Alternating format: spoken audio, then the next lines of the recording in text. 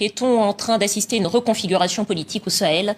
Bamako et Ouagadougou se disent prêts à aider la junte nigérienne en cas d'intervention de la CEDEAO, en dépit de la situation sécuritaire de ces pays. Ce soir, notre invité, Moussa Mara, ancien Premier ministre du Mali et ancien président du parti Yelema. Bonsoir. Bonsoir. Soyez le bienvenu sur le plateau du Journal Afrique. On vient de le dire, le Mali et le Burkina Faso se sont solidarisés, des militaires au pouvoir à Niamey. Selon vous, en cas d'intervention de la CEDEAO au Niger, est-ce que le Mali aurait les moyens d'ouvrir un nouveau front? Ce ne serait pas souhaitable. D'abord, ce ne serait pas souhaitable qu'il y ait une intervention de la CEDEAO. Je pense que nous tous, nous devons nous employer pour tout ce que nous pourrons faire pour accompagner les efforts de diplomatie qui ont été priorisés encore par la CEDEAO, bien que les chefs d'État aient décidé d'actionner la force en attente, comme vous l'avez indiqué. Donc, moi, je pense qu'il faut qu'on priorise la diplomatie et les actions politiques pour sortir de cet épisode malheureux pour le Sahel, pour le Niger évidemment, mais pour le Sahel. Le Mali fait face à une situation sécuritaire très, très difficile. Le Burkina est très fragile. Nous avons des difficultés à l'intérieur de nos territoires. Comme vous le savez, tous les jours, vous le montrez. Si vous prenez le centre du Mali aujourd'hui, notamment dans la partie qu'on appelle communément le pays d'Ogon, vous avez aujourd'hui des villages entiers qui sont brûlés, avec des centaines de nos compatriotes qui se déplacent pour se protéger. Et il y a eu il y a 2 jours une manifestation à Bandiagara, qui est la ville la plus importante de la zone, pour marquer le ras-le-bol des populations. Alors justement, on va revenir sur la situation sécuritaire de votre pays, mais peut-être encore une question encore sur ce qui se passe dans cette région plus largement. On a eu des coups d'État au Mali, au Niger, au Burkina Faso, en Guinée-Conakry aussi, et partout on entend les mêmes slogans contre la présence française, partout on voit les mêmes drapeaux russes arborés par les populations.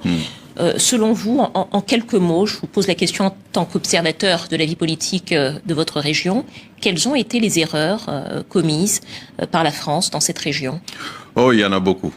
Il y en a beaucoup. J'ai eu récemment l'occasion de m'exprimer dessus. Je pense que d'abord, la France est la puissance colonisatrice, avec des difficultés avec certains de nos pays depuis leur indépendance. J'ai l'habitude de le dire. Si vous prenez l'exemple du Mali, il n'y a pas eu un seul président du Mali qui n'a pas eu de difficultés avec l'État français. Depuis Modibo Keïta jusqu'à récemment le pouvoir de transition en passant par Ibeka, ATT et autres. Il y a la situation, pour le cas du Mali, il y a la situation de la rébellion du Nord, où la France, par plusieurs fois, ne s'est pas montrée suffisamment objective, suffisamment neutre, et a eu des tropismes favorables aux différentes rébellions qui se sont succédées au nord de notre pays. Cela a créé énormément de frustration et d'incompréhension. Il y a évidemment la fameuse, je dirais, France-Afrique, c'est-à-dire le soutien à des régimes qui étaient pas franchement efficaces, pas franchement démocratiques, et en contrepartie de je ne sais quelle autre action ou quel autre intérêt, il y a la question du franc CFA, qui est aussi quelque chose qui peut paraître anachronique, puisque c'est la seule monnaie en la matière qui lie l'ancienne puissance colonisatrice et ses colonies. Donc il y a suffisamment d'éléments qui laisse penser que la France part pour mieux rester. La France ne veut pas vraiment quitter le continent. Il y a l'implication, évidemment, si je prends le cas du Niger, sur la question de l'uranium, le Niger étant considéré comme l'un des pays les plus pauvres au monde, alors que l'uranium, comme tout le monde le sait, c'est beaucoup de fantasmes sur le nucléaire et sur l'électricité qui est fournie en France.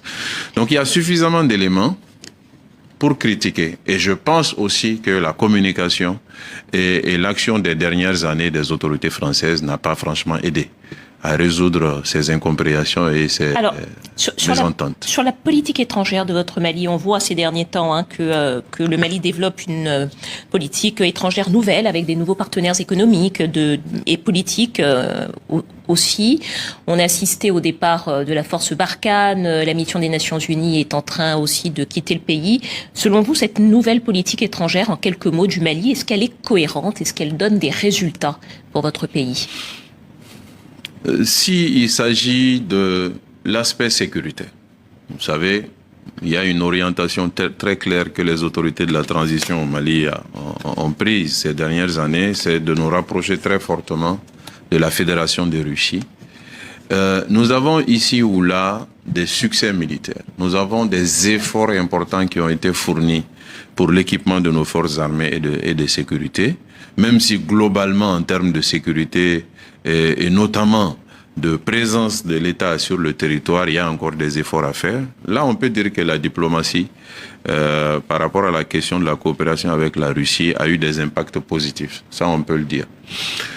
Mais pour un pays comme le Mali, l'enjeu sécuritaire est important, mais il y a beaucoup d'autres enjeux, évidemment. Il y a l'enjeu économique, il y a la question de l'emploi des jeunes, il y a la question, évidemment, de la sécurité alimentaire et d'autres éléments. Je pense que là, il reste encore à démontrer que cette réorientation diplomatique a des impacts positifs. Mais bon, nous verrons. Il y a eu le sommet entre la Russie et l'Afrique il y a quelques semaines. Il y a eu beaucoup de promesses qui ont été faites, d'investissements annoncés. Nous allons voir ce qui va se passer par rapport à ça. Justement, concernant la Russie, l'influence russe, c'est aussi la présence dans certains pays en Afrique des mercenaires de Wagner.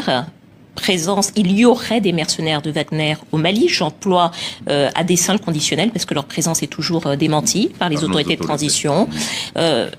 Quoi qu'il en soit, est-ce que Wagner pourrait être une solution crédible contre le terrorisme au Mali? Le terrorisme dans notre pays a des aspects insurrectionnels et a des racines aussi bien sociales, religieuses, économiques, souvent politiques et sécuritaires. La réponse sécuritaire seule n'arrivera jamais à bout du terrorisme, ni au Mali, ni ailleurs. Donc Wagner n'est pas une réponse? La réponse sécuritaire n'est pas une réponse suffisante. Je dis, et vous l'avez dit tout à l'heure, nos autorités ne reconnaissent pas la présence de Wagner. Donc je pense qu'il faut que nous restions sur cette ligne jusqu'à preuve du contraire. Mais la réponse armée, avec un partenariat ou pas, même seule l'armée malienne, la réponse armée seule ne suffit pas. Moi, je l'ai écrit plusieurs fois et je l'ai démontré. Il faut que nous ayons une réponse multidimensionnelle, multifonctionnelle et qui convoque beaucoup de ressources de notre pays, aussi bien sur le plan religieux, le plan social, nos traditions, nos cultures, les relations entre nos communautés, pour donner, je dirais, des espoirs de sortie de crise en matière de lutte contre le terrorisme. Encore une question d'actualité sur le Mali. L'autre question politique importante, c'est la question du Nord. On sait ces derniers temps que les relations se dégradent entre les mouvements de l'Azawad et les anciens, entre la CMA, les anciens rebelles Touaregs, qui accusent le gouvernement de ne pas respecter l'accord de paix d'Alger. D'ailleurs, ils sont retirés du comité de suivi. Selon vous, est-ce qu'il y a un risque de reprise de la rébellion Touareg? Il y a un risque avec le départ de la MINUSMA. Vous savez, la MINUSMA occupait un certain nombre de camps et de positions au nord. La MINUSMA va quitter ces positions. Ces positions devraient être normalement rétrocédées aux forces armées et de sécurité.